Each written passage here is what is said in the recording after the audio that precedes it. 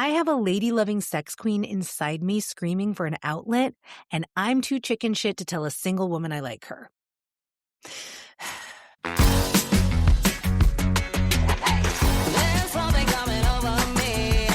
I never ever felt so free. I'm flying out the energy. Yeah, I'm feeling kind of crazy. Everything's so amazing. Yeah, I jump so high. I hit the sky. I can't believe I'm so happy. Yeah, I'm feeling good. Never thought I could be so big. And it's so good.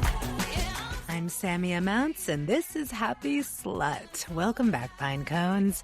If you listened to the end of last week's episode, you know that I promised you an interview with the iconic, stylish, gorgeous, intelligent Mila Jam this week.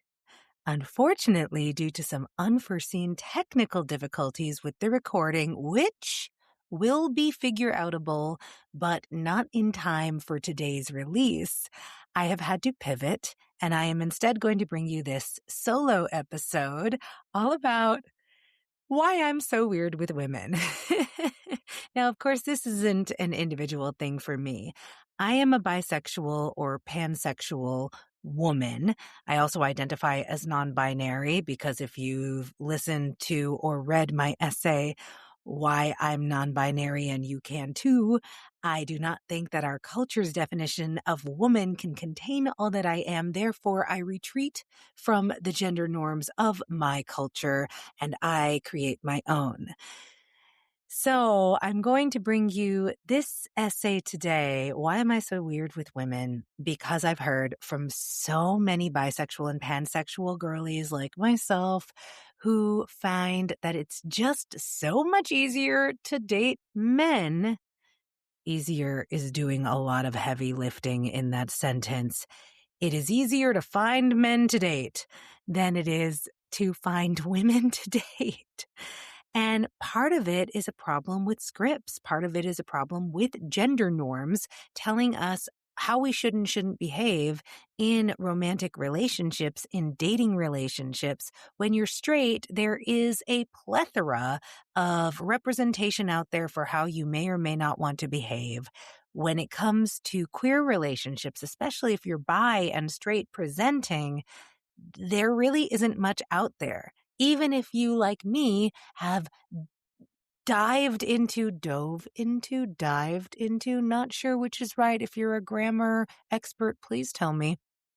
Even if you have thrown yourself into every movie, TV show, and book showing queer female relationships, you still, like me, might end up feeling like an awkward toad when you're trying to let a girl know that you like her. So, without further ado, I am going to read you this essay with my in-the-moment ad-libs, which differentiates it from the original essay. That being said, if you like what I say here and you want to share it with somebody who's more likely to read it than to listen to it, you can go to sammyamounts.substack.com and find this essay in my free posts. It's also linked to in the show notes. That being said, this audio version has some extra stuff, extra nuance, extra commentary, and more of an emotional tone throughout because you're going to hear it in my voice. All right, here you go. Why am I so weird with women? I rail against bisexual erasure even as I subtly participate in it. Warning, this is going to be the lamest opening anecdote I've ever written. I'm 14, and my best friend Morgan is sleeping beside me in bed, her bare shoulders smooth and beautiful in the moonlight. I've been awake for an hour, maybe more, turned on and restless, wishing I could kiss that shoulder, wondering what would happen if I told her I wanted to, wondering if by some miracle she might actually be into it, but way too afraid to ask. That's it. I told you it was lame. I'm a sad, trembling teenager lusting after her bestie and doing fuck all about it. And this illustrates how I've been with women my entire life. Timid, scared, afraid to ruin the friendship. That's a big one. Unsure if what is developing is friendship or something else and too anxious to find out. I have a lady-loving sex queen inside me screaming for an outlet, and I'm too chicken shit to tell a single woman I like her. Flash forward, I'm 18 and I meet a dancer named Laurie at college. She's an out lesbian and friends have set us up. She has close-cropped ginger hair, love a ginger, and a swagger that cuts through my timidity. Lucky me. I'm intensely attracted to her and almost paralyzed with anxiety that I won't know what to do if we do anything more than kiss. We go on a date and end up in my bed. Not a ton happens beyond some heavy making out. I'm a nervous mess and I'm moving very slowly, but she sleeps over. She seems to understand how new this is for me. There's a laughing light in her eyes in response to my awkwardness. I think maybe we'll go on a second date. I want to. Very much. When we wake up the next morning, the news is playing clips of something impossible. Commercial airplanes flying into the Twin Towers. Over and over again. The buildings collapsing in agonizing slow motion. Laurie leaves my apartment and I never see her again. Embarrassing truth, I had just come off of several years of cult-strength Jesus-freak Christianity, and a large part of my narcissistic teenage brain wondered if 9/11 was God punishing me for kissing a girl and liking it. I liked it so much. I didn't kiss another girl for years. Flash forward. I'm 21 and breaking up with my first boyfriend. He left me with scars. He was a punk rocker with anger management issues. He hated showering, underwear, and my singing voice, and he enjoyed slapping me across the face during sex without warning. He yelled at me when I cried. Stop your fucking sobbing. The words still ring in my head every time I get into a fight with a partner today. I did not enjoy any of this. Dating him for a year left me with a strong distaste for anything remotely phallic and for men in general. Like many early 20-something women, I'd had a lot of truly unsatisfying sexual encounters with men by that point. All of my limited experiences thus far had left me convinced that the reason I couldn't seem to enjoy sex, even though I wanted it so bad, was because I was having it with men. Light bulb. I'd known I was attracted to women since childhood. I'd been openly bisexual since I was 14. It dawned on me. I must be gay. For all of my straight and bi men listening and my gay and bi women listening, everybody who has sex with women and wants to do better, I've got a product for you. Have you heard of Kenneth Play? He is an Adonis of a man, and he has put together a video course teaching others how to please women the way only he knows how. I have personally had the pleasure of spending an intimate evening with Kenneth. I don't think I've ever had a first-time sexual encounter with somebody that was just 100% pleasurable. There was never a moment of pain. There was never a moment of meh. He knew my body better than I knew my body. He found pleasure spots in me that I did not know I had, and he made me come many times. I have gifted his web course, Beyond Satisfied Pro, to lovers of mine, and in every case, they have become better lovers as a result. And now I would like to gift this to you with a 15% discount. Go to kennethplay.com/closeted. That link gets you 15% off Kenneth's Beyond Satisfied Pro course. This is just for my listeners. Trust me. No one regrets being great in bed, and this course will get you there. kennethplay.com/closeted.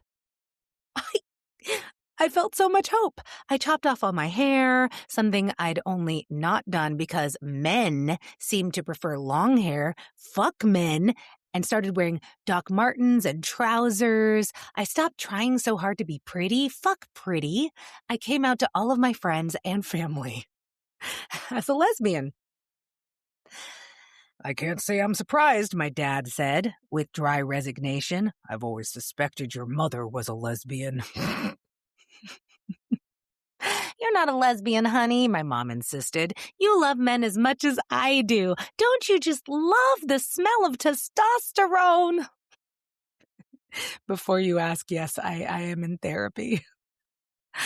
While I was identifying as gay, I dated my first and only girlfriend. I'm using that term lightly. We called each other girlfriends, but the whole deal only lasted about 6 weeks. Mostly my fault. Kelly was a tall, green-eyed blonde I attended conservatory with in Boston. I had already dropped out of college twice and had taken a 3-year break, so I was a 23-year-old sophomore when I met her. She was only 19, and for reasons I will never understand, she pursued me relentlessly. I thought she was way out of my league. The age gap bothered me too. 4 years isn't much when you're older, but the space between 23 and 19 felt like a massive gulf. For months, I laughed off her advances and suggestive comments, flattering as they were, trying to focus on school and not get into shenanigans with classmates. But you can only say no to a gorgeous woman so many times. Am I right? I mean, I have a pulse. She was gorgeous. I mean, really, really stunningly beautiful. And like new lesbian relationships go, we got serious fast. The I love yous started flowing within a few days of our first date. The sex was outstanding.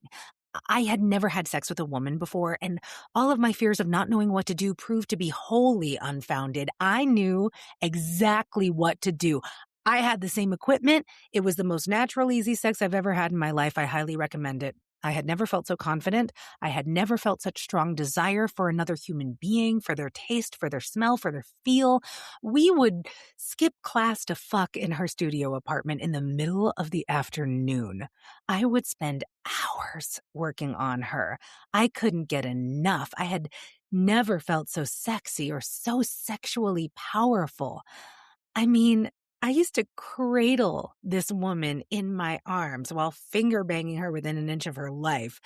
And it is still to this day something I think about if I need something reliable to get me turned on.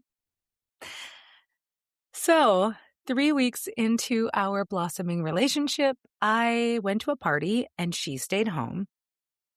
I made out with another girl in the bathroom. I was on a high with my new active lesbianism, but it was just silly fun. I told Kelly the next morning, not wanting her to hear about it from someone else and think I was keeping things from her. I didn't think it would be a big deal. We hadn't even had the exclusivity talk, after all. We could have it now, if she wanted. But she did not take the news well. In a moment of really unfortunate timing, she had just found out that her high school best friend and ex-girlfriend had been found dead that same night. An overdose. A true tragedy. While I was making out frivolously with some other girl in a bathroom, her whole world was shattering. The combination was too much for this fragile new love. We struggle bust on for a few weeks more, and then she broke up with me. The intensity of the heartbreak shocked me. It was such a short relationship, but I felt unmoored when it ended. After that, women scared me.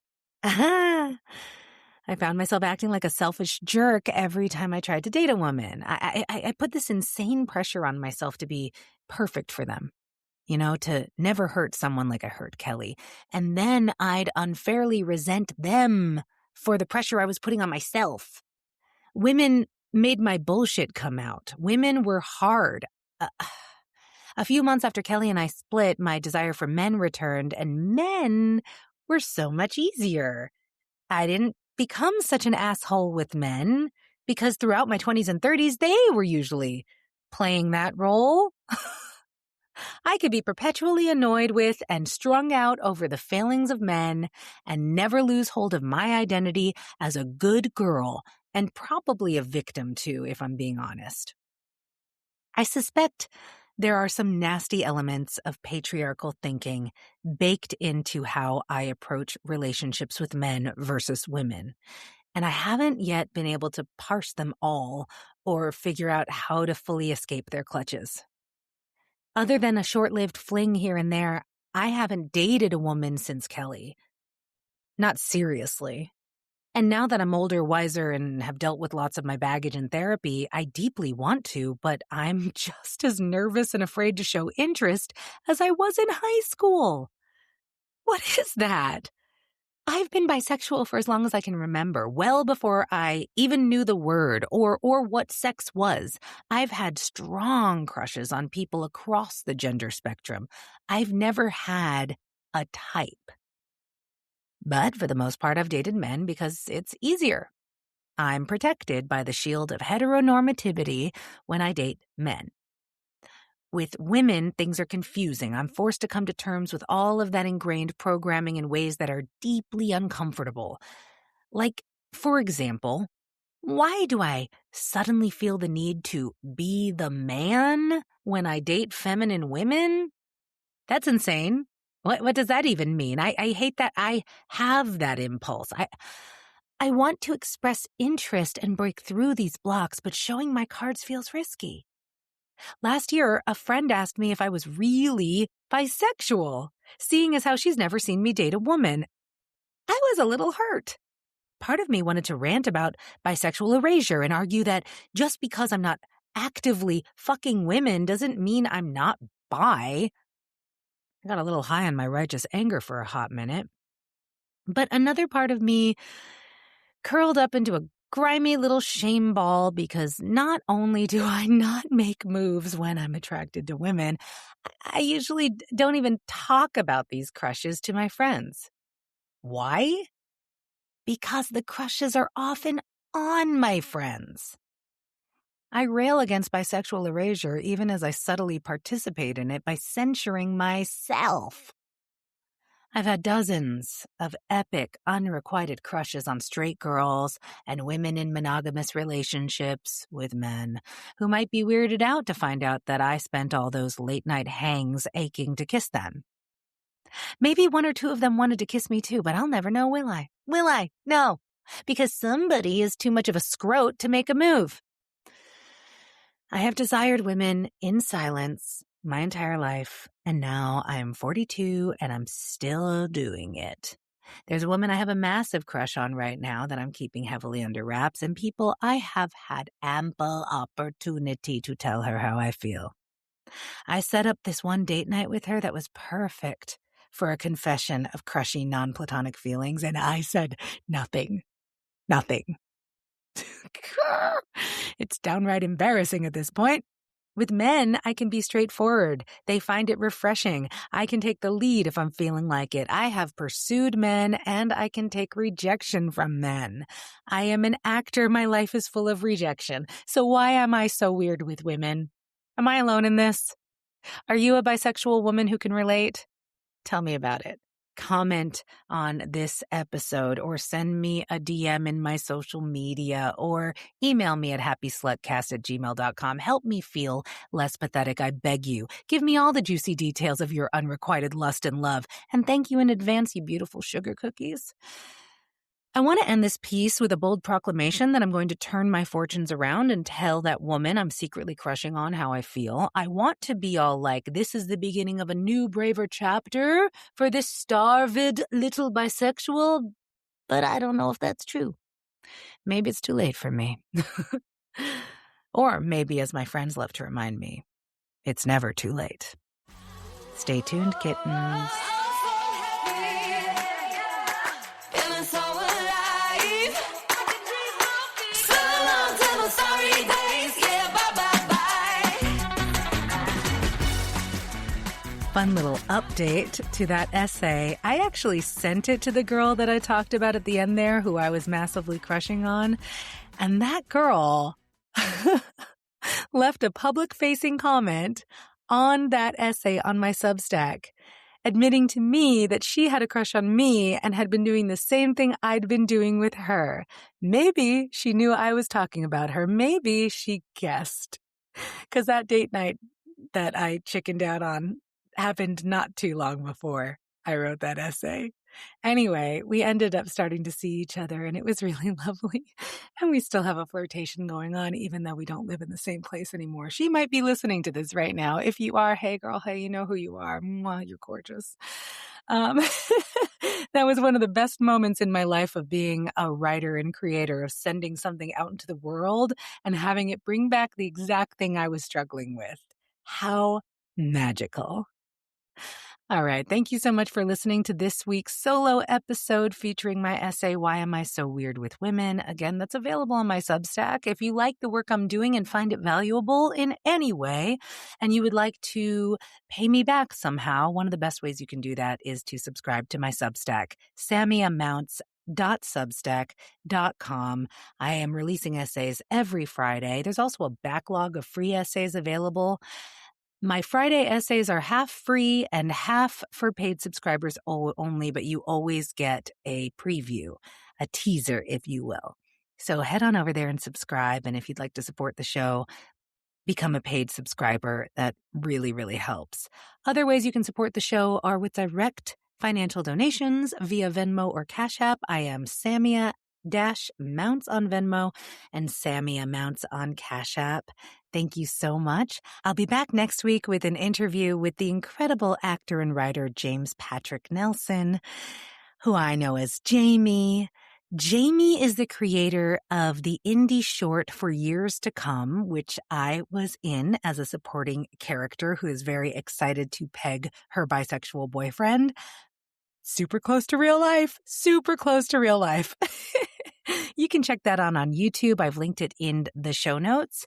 He's also working on and about to start a crowdfunding campaign for a feature film that he wrote and will star in called Something to Surprise Me. It's a tender romantic drama about two ex-boyfriends who end up quarantined with each other, and they play a sexy game to get to know each other again. It's an intimate exploration of queer love, joy, and the tension that comes from trying to embody those things in a world that makes both difficult. I'm very, very excited to have Jamie on the show next week, so come back for that. And then the week after that, hopefully we'll get our technical issues fixed, and I will be bringing you my conversation with Mila Jam. All right, my sweet little pinecone sluts, thanks for tuning in. As always, please follow me and the show on Instagram at Samia.Mounts and at HappySlutCast. Reach out to me in the DMs or email me at happyslutcast@gmail.com if you have questions, comments, constructive criticism, a pitch to be a guest on the show. I would love to hear from you. I love you all, and I'll see you all next week. Bye, sluts.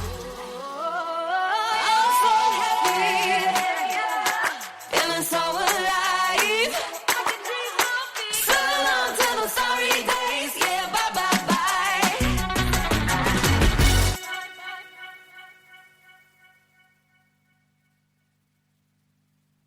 Pinecones, you might have heard my interview with Dr. Elliot Justin, founder of FirmTech, and if you did, you know all about how exciting the Tech Ring is. It's a health wearable that improves men's sexual performance and gives them priceless health data that can act as an early indicator of heart issues. Yeah. During sex, it keeps you hard and makes your orgasms crazy. And during sleep, it tracks your nocturnal erections, which can literally tell you if you have issues with your heart or hormone levels before they get really bad. This product saves lives and marriages. And I'm really excited to give you a 15% discount on any of FirmTech's products with code CLOSETED at checkout. In addition to the Tech Ring, they also have the Performance Ring, a non-tech cock ring that features a really cool hook and eye design to avoid having to shimmy the ring down the length of your cock, which, if you've tried that, it's not the sexiest. They also have the Ring Mate, a vibrating attachment that works with the Tech Ring and Performance Ring and can also be used on one's fingertips. Ooh la la. Get yours today by going to myfirmtech.com and using code CLOSETED at checkout.